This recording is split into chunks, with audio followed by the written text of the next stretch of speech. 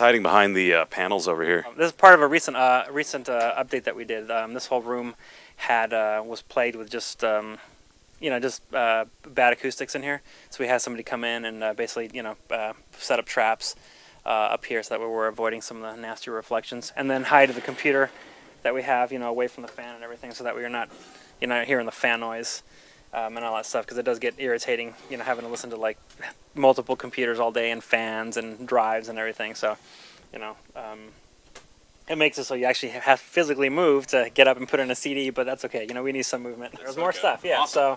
So we have some of the old stuff left over. I mean, most of what we do now is, I would say, 90% software, with some of the stuff left over. This is a rack-mounted mini Moog here, and this guy up here, I believe this is an AT. That's this guy right here? This is a rack-mounted mini here. Okay. Is basically, I think this one's done by MIDI Man. I don't know if that's MIDI Man that turned into M Audio or a separate thing, but and this is, I believe, the ATC1. I think this is the Prophet 5 version. There's like a little cartridge you can put in the back and turn it into like an ARP 2600 or something. And then nice. JV 2080, which was a real staple for many years around here. The 1080 and the 2080, and also the Proteus 2000. We had a setup similar to this in pretty much every room, so that way if we needed to work on something or edit something remotely, we could do it. So that's what we have in here, and a whole bunch of IOs here. This is you got the Motu. What is the keys? The Motus. Yeah, these are the 192s. A while ago, Mark decided to use a digital performer, but he tried for about a year or so and decided to give up. Most of us and the younger guys in the studio use. I guess I'm part of the younger guys. I don't know. I've been here for 10 years, so I'm starting to feel not so young anymore.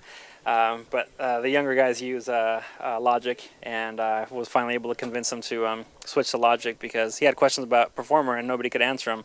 And we'd have to call a product specialist all the time. Hey, how do you do this? So now he has a question, and there's 4 people in the building that could answer him. Yeah, some more legacy stuff over here. A 3700 DAT machine. For those of you who don't know.